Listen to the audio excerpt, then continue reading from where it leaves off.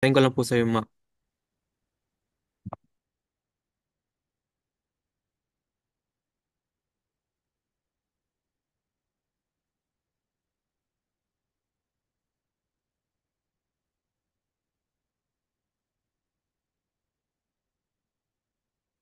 So, ayun po, good afternoon po. Kami po ang Group 8 po and ang topic po namin ngayon po ay about po sa sexual assault.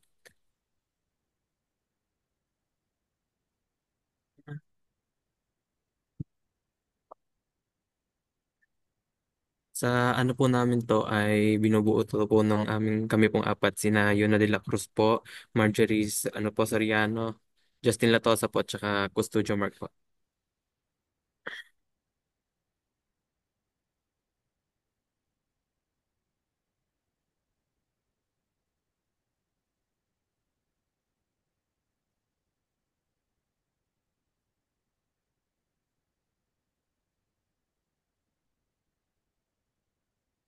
And bago po tayo mag-umpisa po sa pagre-reporting ay magkakaroon po muna po tayo ng konting prayers po and ano pa. So let's bow our head po and feel the presence of our Lord. Dear Lord, before our class starts today, Lord, we ask for your presence and guidance. We trust that you will be with us during this time as we learn and dive into the material. Help us to see the value in what is being taught and focus on expanding our knowledge. Bring clarity to our minds and let your truth saturate every area of our learning so that we grow not only academically but spiritually too. Help each of us in the classroom to be blessing to one another and find joy in the journey. In the name of the Father, the Son, the Holy Spirit. Amen.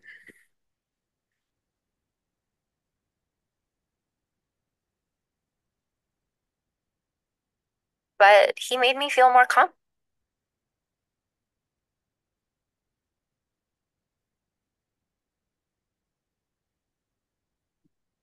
So for introduction po ay pangungunahan po to ni Miss De La Cruz po.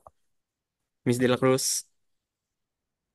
Hi, hello po. Good afternoon. This is Yuna de la Cruz. Also, I don't know. This is de la Cruz Mary, also known as Yuna. Today, I will be discussing first the introduction. Wait lang. Okay. Okay. First, alamin muna natin kung ano po ba ang sexual assault. So, according dito, any action that can be seen as sexual in nature, whether it be verbal, visual, or physical, that takes place without consent or in situations where one of the parties cannot offer consent is referred to as sexual assault. So, meaning kung ano man yung sa tingin natin na kung tingin naman natin na kung para sa atin ay yung ginagawa ng isang tao sa atin ay hindi ka aya-aya, kabastos-bastos, pwede po siyang pumasok as sexual assault kung wala po nating consent. Kasi dito, the term sexual assault refers to much more than only rape. So, pag ang sexual assault po is hindi lang po siya rape. Pag di porket sexual assault is rape na kagad, marami po yan. Nandyan yung forced bodily part exposure, pinipilit kang ipakita yung katawan mo, yung panghihipo or pang pag yung masamang ano yung kumbaga parang yung kalaswaan na yung dating nung paghipo, yung ano bang tawag doon? Yun, yung parang panghihimas, ganun. Harassment with threats of violence may be included. At ito po, ang sexual assault po, hindi lang po siya umiikot sa ating kababaihan. Umiikot siya sa kahit anong sex, whether it's a man or a woman, kung bakla ka man, o kaya sa kahit anong gender, kung ikaw man ay bakla, or kung ikaw man ay tomboy, or kung ano man, tapos kahit anong kulay mo, rehiyon, wala pong pinipili po. Kasi ang sexual assault nangyayari nga yan kahit kanino, alam naman natin lahat na pag ang mga ang utak ng mga lalaking, hindi basta, ang mga utak ng mga taong may kamanyakan, wala na silang pinipiling tao, bata man or matanda, regarding sa kulay, sa kasarian, wala na talaga silang pinipili. Literal na kahit hayop papatulan nila eh. It can also occur in any setting, including but not restricted to workplaces, schools, including college campuses, religion institutions, and military sites. So kahit saan daw, kahit pa sa loob ng bahay, sa labas, sa hotel, kahit saan ka pa dalhin, kahit basta inabot yan ng kaanuhan, wala ka nang magagawa regarding sa suot mo. Ayun. Next. Okay. Thank you, Miss De La Cruz. And bago magpunta tayo sa sunod na slide ay meron po kaming ano po, yung short film po about po sa sexual abuse po.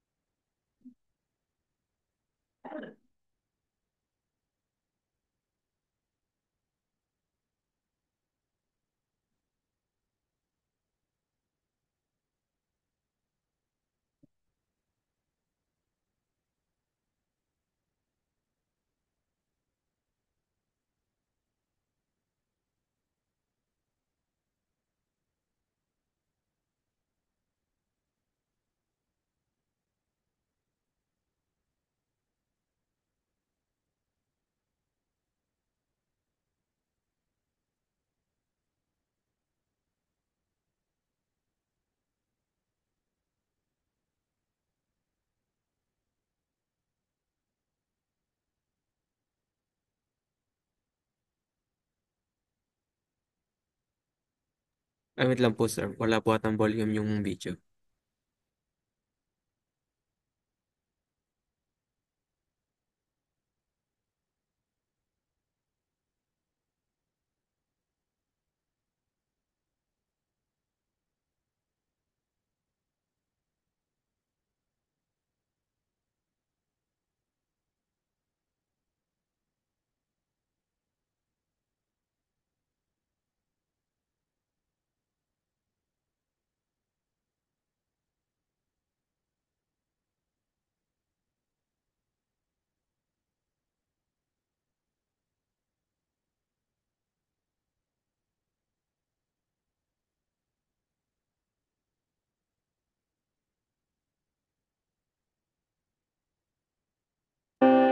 When I felt lonely,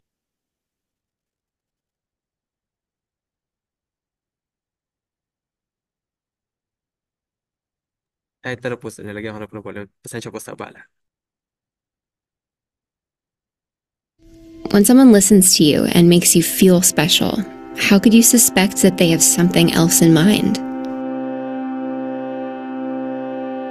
When I felt lonely, he was there for me. Whoa, you scared the hell out of me. I told her that When I couldn't talk to my parents, I could talk to him. She didn't ask, so When I felt worthless, he made me feel appreciated. He understood me. So when should I have seen it coming? I babysat my niece and nephew during the week. Being at their house was like a vacation from mine. And Steve, well, Uncle Steve, was like my adult best friend. Mary's got the kids. Let's go for a drive. He'd take me out so I could talk about my school stress, or my issues with friends, or my fights with my family, and he'd find a way to make me laugh. Hey, when your mom acts like a lawyer, you can plead the fifth. It'll hold up in court, trust me. Besides the babysitting money, sometimes there'd be a gift. Should that have made me cautious? Whoa, I wanted this exact one. Yeah, I saw you post about it online. I remember when he asked me if I was dating anybody yet, Well, why not? because guys don't look at me. Oh, guys, look. A cute girl with curves gets all the attention. He talked about sex a lot, and my body. Show them what they want to see. It was weird, but he made me feel more confident in myself. And so I told myself it was normal to talk about things like that with someone who's close. And for them to touch you in ways that, well, don't feel totally right, but you're not sure that they're wrong. And for them to make normal situations feel uncomfortable. When I realized that my relationship with my uncle wasn't normal, I thought it was too late. Why don't we go down to the beach? Have some fun. My mom's expecting me home. We don't have to be long. She'd noticed. She'd blow up again. We just stopped fighting. Aw, you're no fun.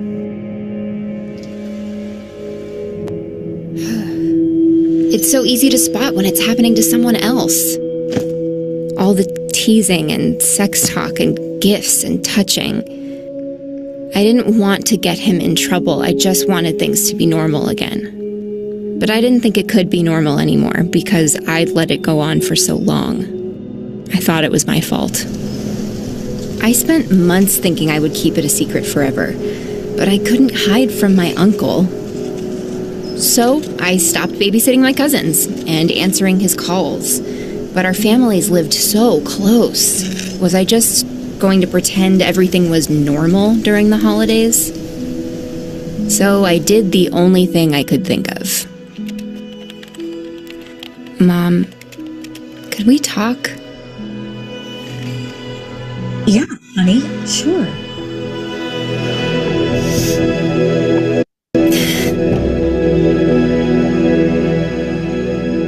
Now I understand that abuse can come from anyone, even a close relative. Sure, my uncle showed me affection, gave me gifts, and allowed me to confide in him. But lots of relatives do that stuff, and it's totally fine. So when did it go too far? The moment I felt uncomfortable. Pay attention to how others make you feel. When you realize something's wrong, that's when you have to say no and do whatever you can to be safe. Don't get caught up thinking about what might happen if you tell someone. You have to do what's best for you.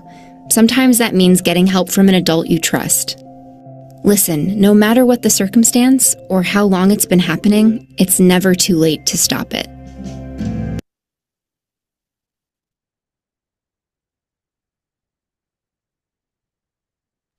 So, yun lang po yung about sa video. And Miss De La Cruz, padugso nitong sunod mo yung understanding about sexual assault. So, yun. Um, excuse me. Excuse me.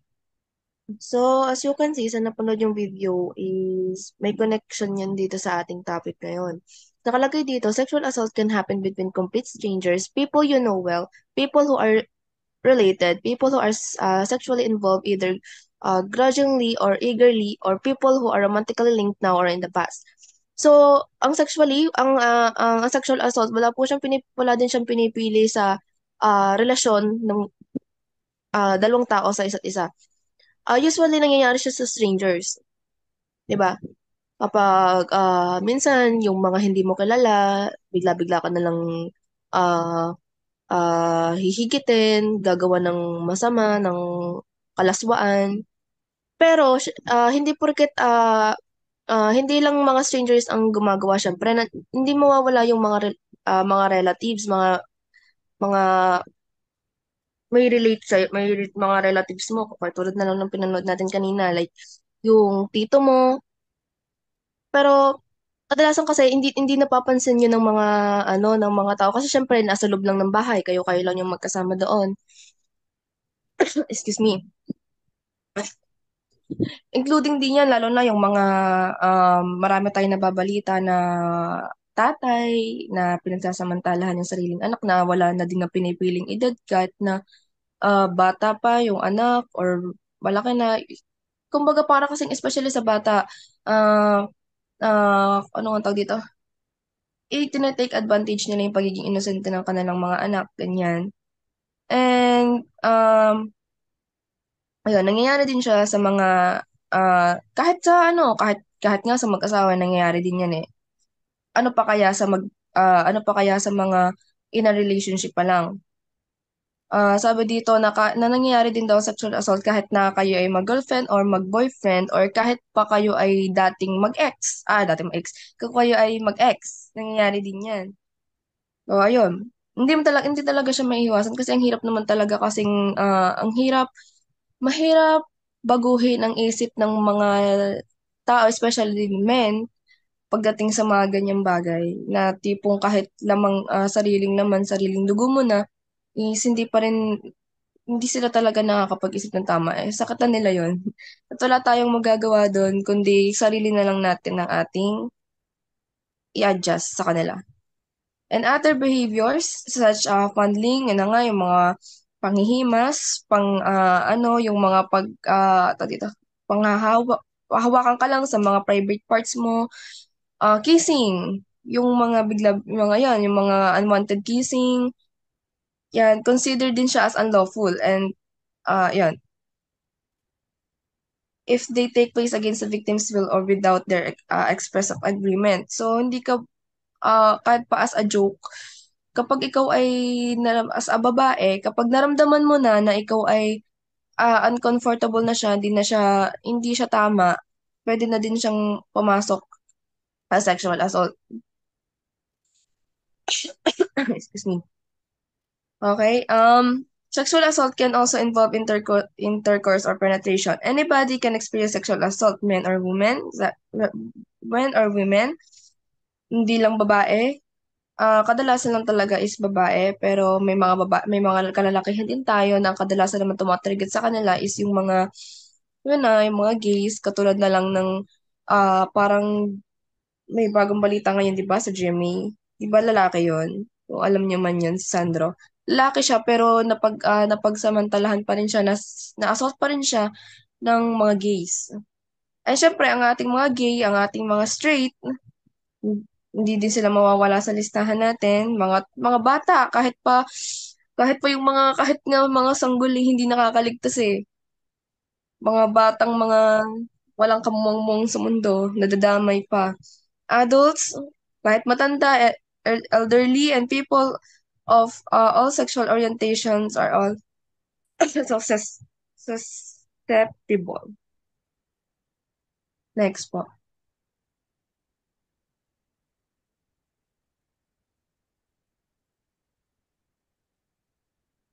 Okay, here are the types of sexual assault. Unang-una na dyan ang rape, of course. Yun naman po ang rape. Kapag unwanted sexual behavior, kapag nangyayari din siya kahit sa mag-asawa na, 'di ba? Kapag basta ayaw ng asawa mo, tapos pinilit ka, pwede din po siyang pumasok as rape. Tapos pwede din naman siya sa ano nga 'to? Ano nga 'to sasabihin ko? Yung sa mga basta kapag ayaw mo unwanted sex kahit sa mga bata, mga under 16 years old, under 16 age, pwede siya pumasok as statutory rape, ganyan. It's obviously, kahit pa hindi pumasok yan, basta lumapat yan, it's a rape. Next is sex trafficking. Ano nga ba pag sinabi nating ano nga yan? Sex trafficking. Ito po, para siyang, type siya ng human trafficking.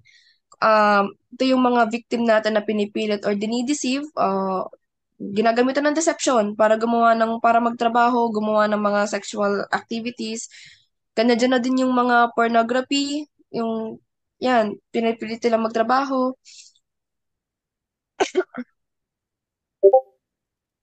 Okay. Prostitution, yun. And next is pornography. Yun na nga, alam niyo na yun, nakikita natin sa mga illegal websites, mga pornography, bata man, matanda, child pornography, or whatever. And meron din tayong kissing, unwanted kissing, bigla-bigla mo na lang bigla-bigla mo na lang nanghahalik, ganyan-ganyan. Bawal yon. Kaya wag niyo pong gagawin yon. Pwede po kayo makasuhan ng sexual assault or unjust vexation or kung ano man, acts of lasciviousness, basta pasok din lahat sa sexual assault. So, ito po ay ilan lamang po sa mga types ng sexual assault. Marami pa yan. Ito lang yung common. At alam nyo na yan. And, ayun, sige. Next. Okay, thank you, Miss De La Cruz. And susunod naman po ay for prevention and intervention po ay ako naman po ang magre-report dito.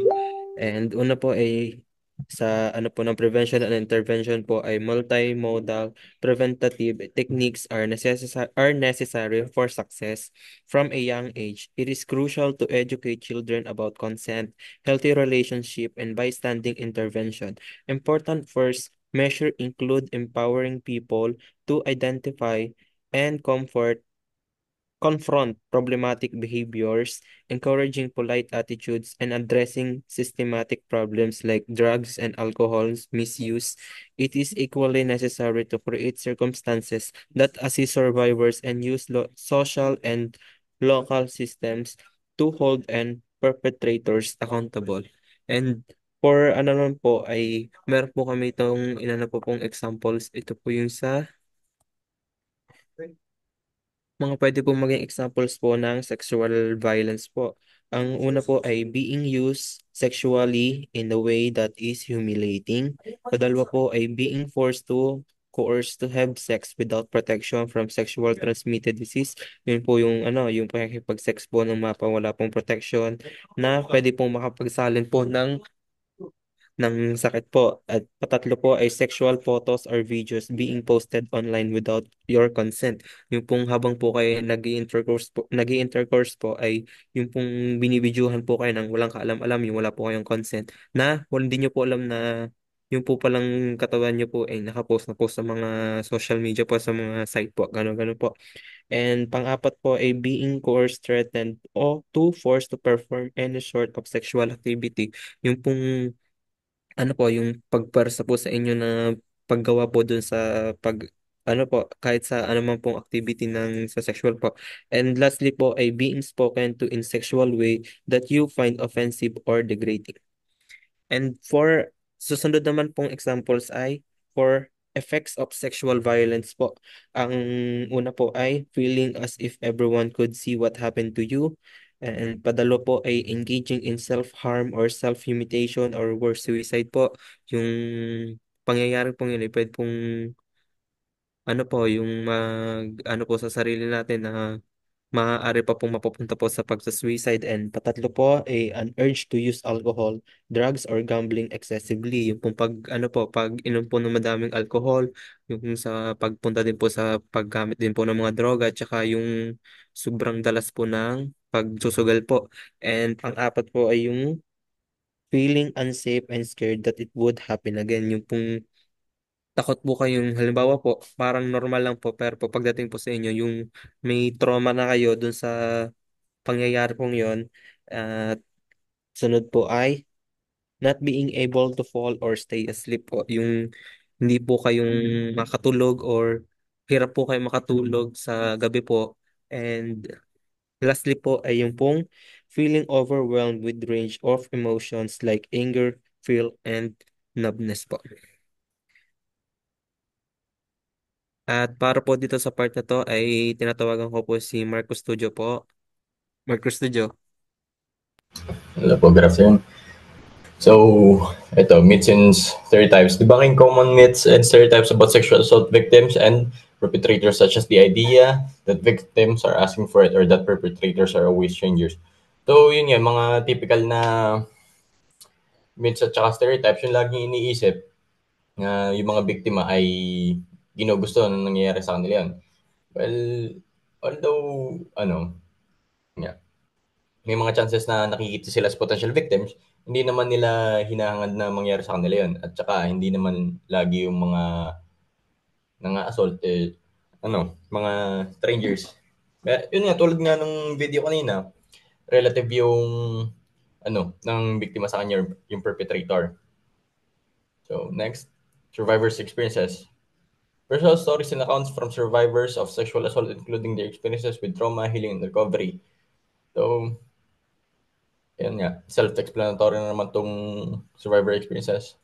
The next one, perpetrator accountability. The importance of holding perpetrators accountable for their actions, including criminal justice responses and community accountability processes. So, yun nga, dapat, mananagot talaga yung mga perpetrator, especially sa mga ganitong crimes. Actually, mabigat-bigat na offense tong sexual assault. Kaya dapat na bibigyan ng hustisya yung mga nabibiktima. Okay, next slide.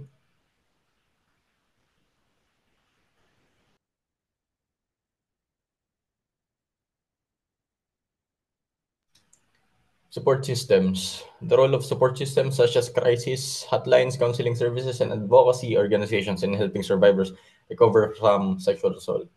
Yun nga, meron tayong mga support systems sa mga tulad nito mga hotlines, counseling services, or advocacy organizations na tumutulong para makarecover from the mental stress or yung PTSD, post-traumatic stress disorder. Kasi usually PTSD yung nade-develop kapag nabibiktima ng sexual assault or sexual crimes. And marami tayong mga malalapitan kapag ganito yung nangyayari. Next is consent and healthy relationships. The importance of enthusiastic consent in sexual encounters and healthy relationship dynamics. Ito, napaka-importante na dapat may maganda tayo na dynamics, especially in relationships, dapat na consensual lagi whenever we want to engage in such acts. Dapat lagi may consent. Next one is reporting and disclosure. The challenges of reporting and disclosing experiences of sexual assault, including barriers to reporting and the importance of creating supportive environment for disclosures. So yun nga, before I've experienced na meron akong kakilala na nabiktima na ganito. Actually, medyo nahirapan siya na magsabi sa magulang niya. Saan siya lumapit? And then yun, konting push lang para matulungan sila na magsabi, para mag-report sila about sa incident. Yun nga, hindi lahat kaya talaga na mag-report or mag-disclose ng mga ganitong pangyayari. With a little bit of help, kaya naman sila na ma-push para mag-report, para mabigyan ng hustisya. Next slide.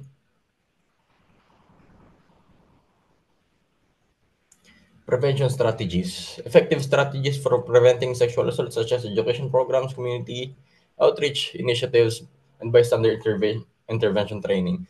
So, yun nga, napakadami na prevention strategies para hindi tayo mabiktima. Pag-educate like self-defense, intervention training sa mga bystanders. Kasi meron talaga mga nag-aabang diyan, meron mga nagpaplano kung paano nila gagawin yung crime. Next one, legal responses. The legal framework surrounding sexual assault, including laws related to consent, reporting requirements, and punishment for perpetrators. And meron tayong legal responses dito na nagsusurround sa sexual assault. Meron tayong mga batas na related to consent and report requirements. And meron din tayong mga parusa for perpetrators. And next one, healing and recovery. Strategies for survivors and recovery from sexual assault, including trauma-informed care, mindfulness practices, and self-care techniques. Yan, meron tayong mga strategies for healing and recovery. And madami naman mga hotlines or counseling na tutulong for recovery. Pwede din sila na sila mag-set ng strategies for the healing and recovery of the victim. Okay, next slide. So thank you, Custodio. And lastly po, ay for conclusion po, ay pangungunahan po ni Miss Marjorie Soriano po. Miss Soriano. Hello. For conclusion, both preventive and responding to sexual assault depend heavily on the legal system by ensuring that the law is strict and that those who break it faces consequences. Potential offenders can be deterred. But the legal system also needs to be survivor-focused, offering assistance and defense to those who come forward, enhancing the reporting and investigation procedures for sexual assault, and providing extensive support services to victims can inspire more people to uh, pursue justice without worrying about reprisals or addiction. Ano po,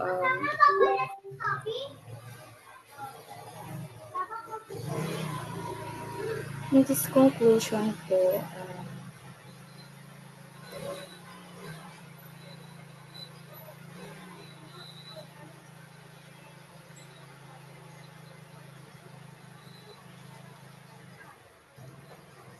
sa sexual assault, kumbaga, yung sa, when it comes to, sa law po about them, dapat po, ano siya, like, for investigation about sa ganitong kaso, dapat babaeng police and malalapitan nila to confess para di mahirap sa kanila mga magkwento at dapat palaging confidential ang mga tao na may pagkakakilanlan sa victim para hindi malagay sa kahihiyan ang victim.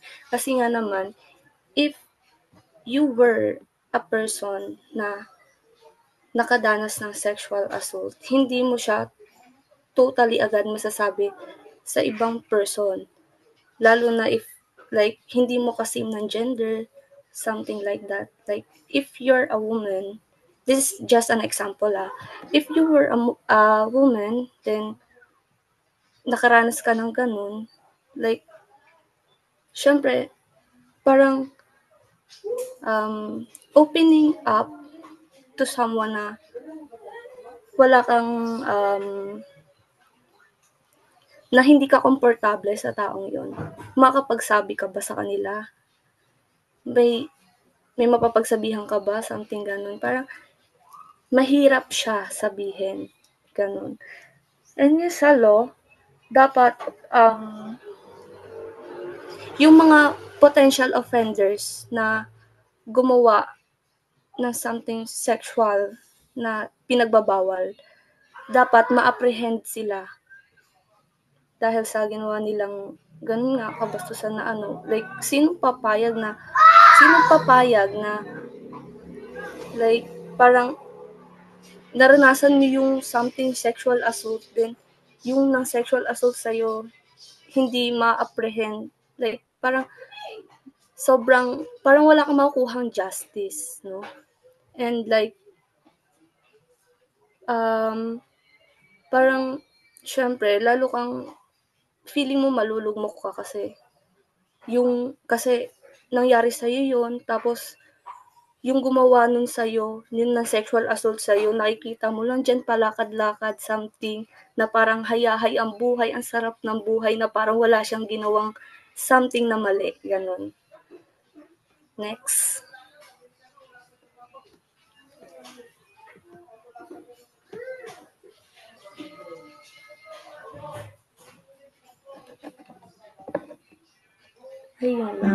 But he made me feel more confident in my.